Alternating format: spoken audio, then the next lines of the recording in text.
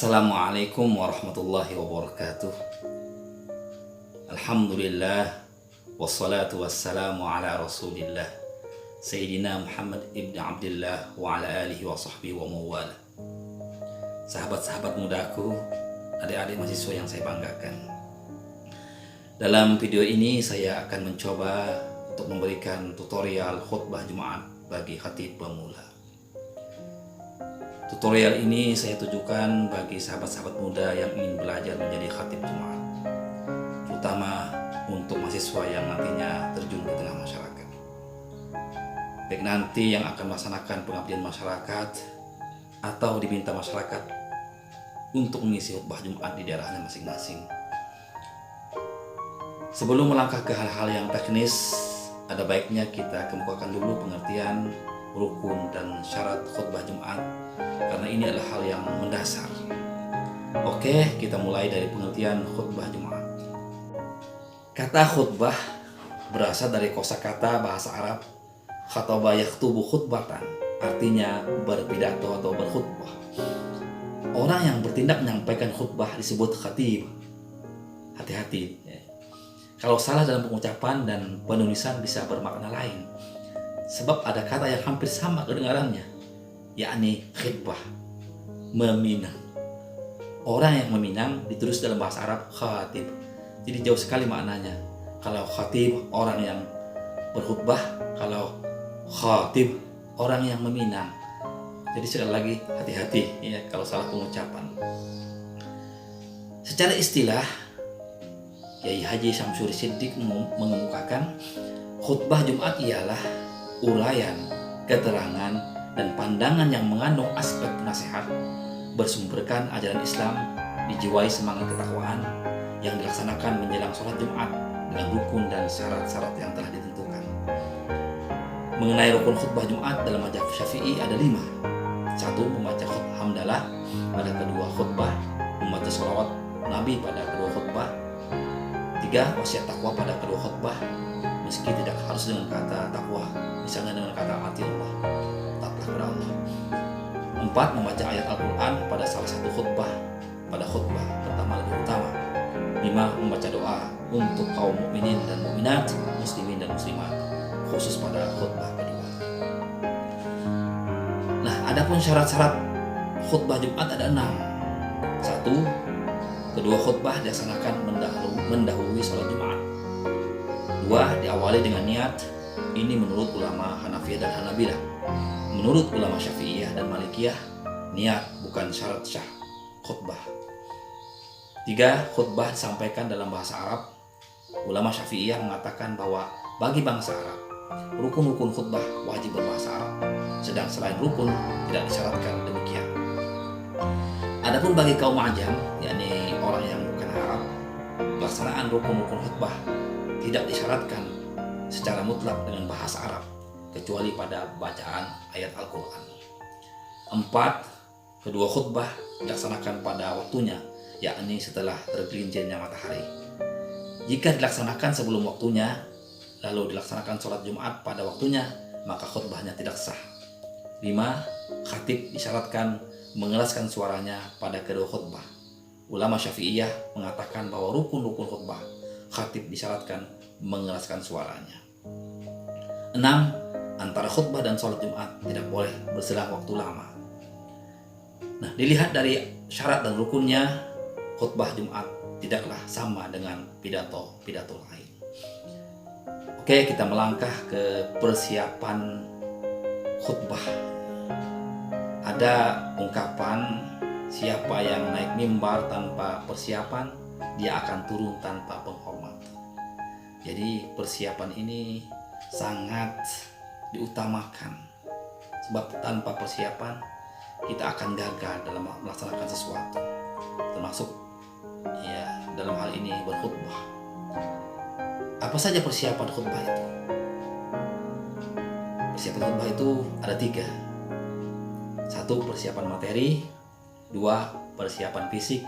Yang ketiga, persiapan mental. Persiapan materi yang pertama adalah membuat materi yang mudah dipahami jamaah. yang mudah dimengerti, jangan yang sulit dimengerti. Nah, sebagai referensi kita cari bahannya di kitab-kitab, buku-buku khutbah, ataupun dari Syekh Google, ya, tentunya yang bisa dipertanggungjawabkan. Jangan asal ambil, jangan asal comot. Susunlah materi khutbah dengan bahasa yang efektif, sesuai dengan kemampuan pemahaman pendengar. Khatibun nas ala qadri ukulihim. Berbicara kepada orang lain sesuai dengan kemampuan berpikirnya. Jadi ada istilah, jangan tersenyum dengan orang buta. Artinya bagaimanapun manisnya senyum Anda, kalau yang Anda senyumi adalah orang buta, apalah artinya? Nah, dalam hal ini, bagaimanapun bagusnya isi materi yang Anda sampaikan, yang kita sampaikan, kalau tidak dipahami pendengar akan menjadi sia-sia. Menyusun teks khutbah, kita mulai dari kerangkanya, jangan sampai rukun khutbahnya ketinggalan, yakni hamdalah, sholawat, wasiat, takwa, ayat dan doa.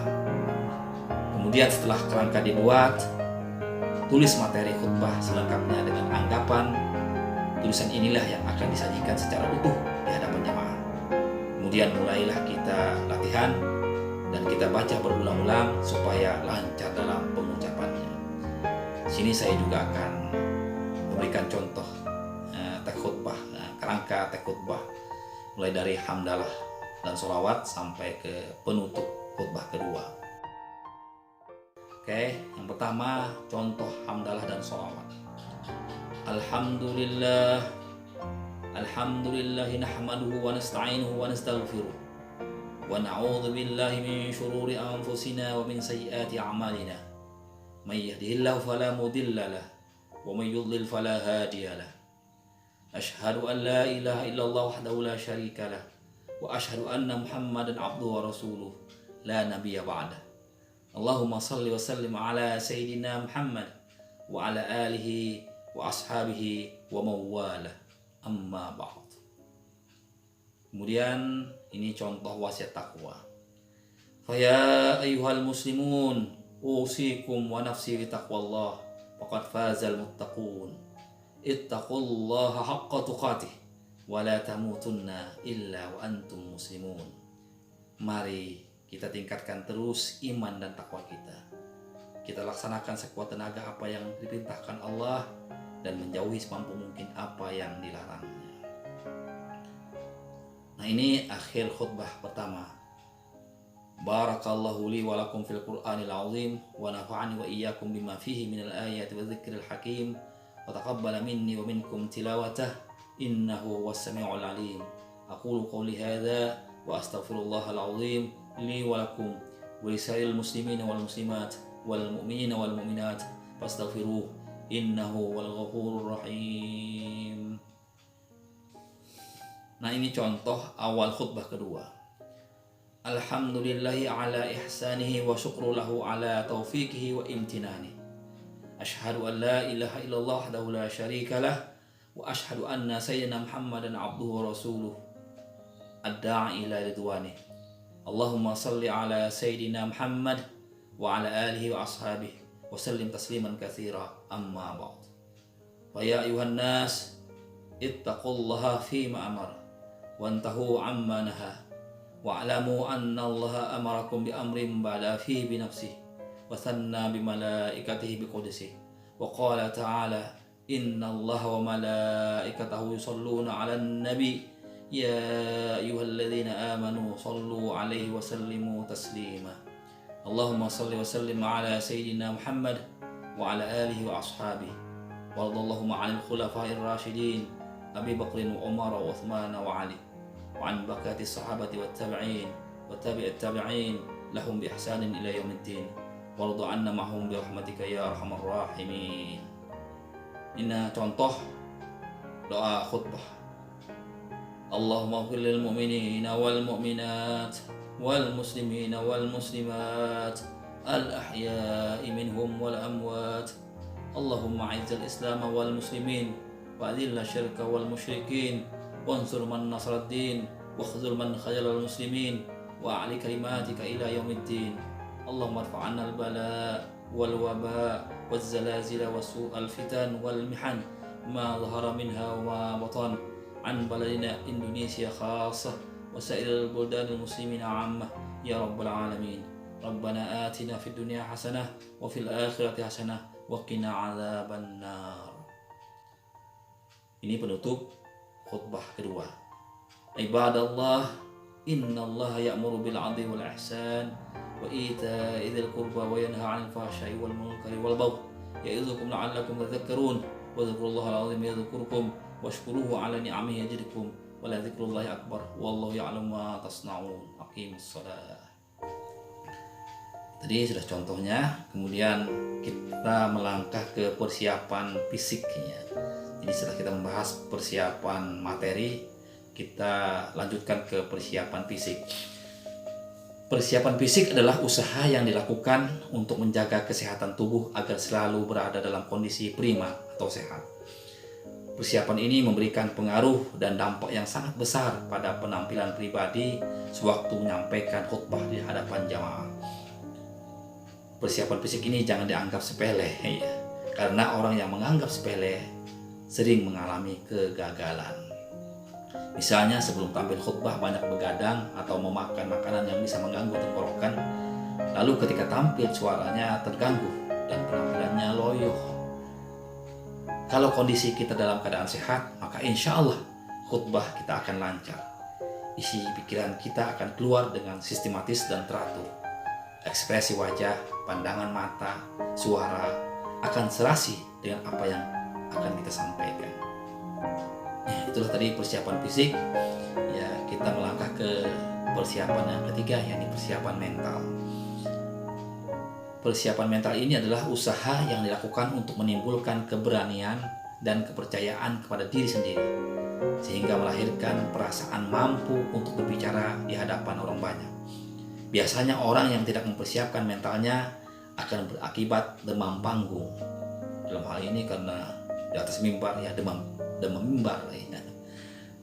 Kemudian biasanya orang cemas, pucat, ragu-ragu, mata kabur, kehilangan materi, bahkan kehilangan suara. Apa langkah persiapan mental?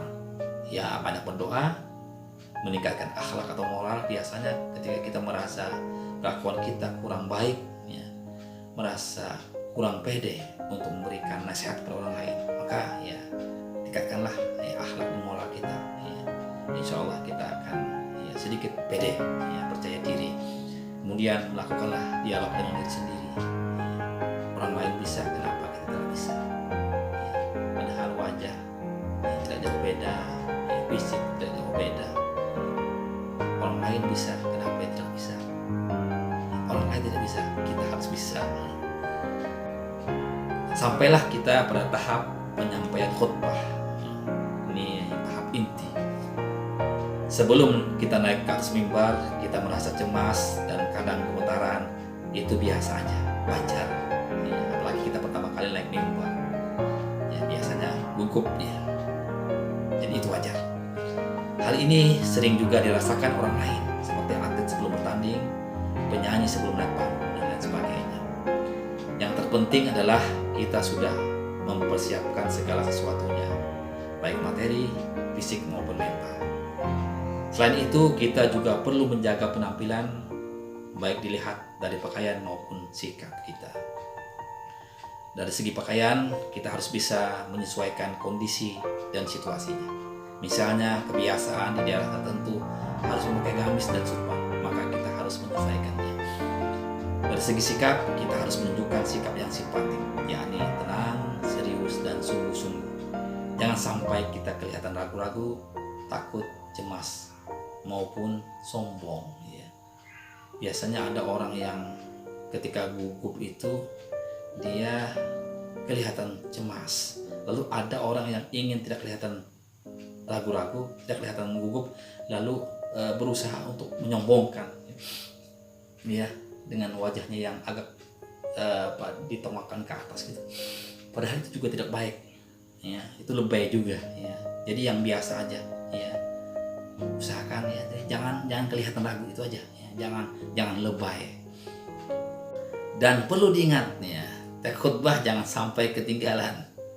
Dan tentunya yang kita bawa adalah teks khutbah Jumat, bukan kertas lain seperti catatan kuliah atau catatan kas masjid atau sengketa. Ini sangat berbahaya. Nah, pada tahap penyampaian ini bagi pemula, tolong perhatikan kaidah-kaidah sebagai berikut. Melangkah pasti dan tenang ke mimbar tanpa memandangi pendengar. Kemudian naik ke mimbar, kalau ada tongkat, peganglah tongkat. Naiknya jangan tergesa-gesa, santai aja. Dan juga jangan seperti langkah tentara baris berbaris ya. Itu lebay juga ya. Nah, kalau mimbarnya berupa podium, itu jangan bersandar, dada Anda jangan bersandar ke podium.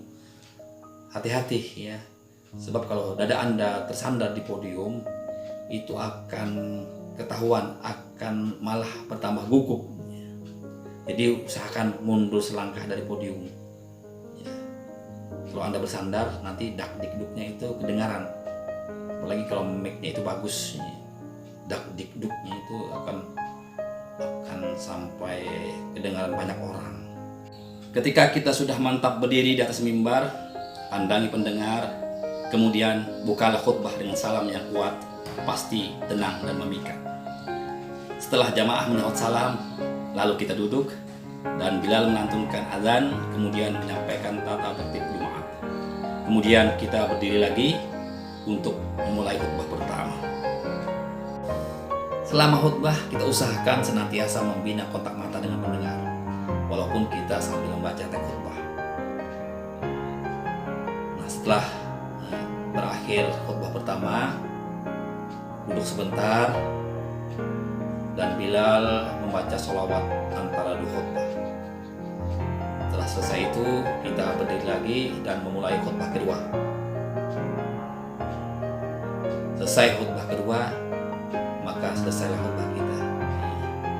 Turun dari mimbar, jangan tergesa-gesa, santai, dan jangan lebay. Nah, biasanya kalau pertama kali khutbah selesai, pakaian kita biasanya basah ya, karena keringat. Biar aja ya, biasa. Sahabat muda, selama khutbah usahakan sikap badan yang wajar. Kejelasan kata harus dijaga, sebab salah ucap bisa menimbulkan salah pengertian atau salah paham. Bersikaplah sederajat, jangan terkesan menggurui jamaah. Kemudian mengatur intonasi. Khutbah yang menarik adalah khutbah yang nadanya naik turun, tidak datar atau tidak tinggi terus-menerus, tidak monoton. Selanjutnya kita juga harus mengatur tempo. Dalam memberikan khutbah, seorang khatib hendaknya mengatur tempo khutbah sehingga antara kalimat yang satu dan kalimat berikutnya diberikan jarak. Dari sini seorang khatib tidak berkhutbah terlalu cepat atau terlalu lambat. Kalau membaca teks, perhatikan tanda-tanda bacanya. Ada titik dan koma yang harus diperhatikan. Nah, kemudian kita beri tekanan. Dalam khutbah seringkali ada kalimat-kalimat yang amat penting untuk dipertegas kepada pendengar. Kalimat itu harus diberi penekanan dengan cara mengulang-ulang atau memperjelas, memudahkan pemahaman dan meningkatkan daya tarik khutbah. Dan khutbah insya Allah akan lebih komunikatif. Nah, ini perlu diingat ya. Khutbah jangan panjang ya. Berkhutbahlah dengan singkat, padat, dan suara yang lantang. Karena Rasulullah SAW la yutirul mau'izata yaumal jum'ah innama hiya kalimatun yasirat. Sesungguhnya Nabi SAW tidak pernah memanjangkan khutbahnya pada hari Jumat. Sesungguhnya khutbah itu hanya berisikan kalimat-kalimat yang mudah ditangkap. Hadis riwayat Abu Daud dari Jabir.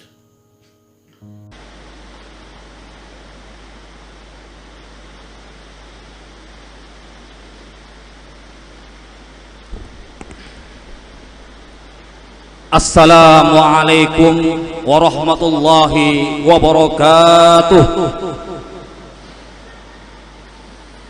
Allahu Akbar, Allah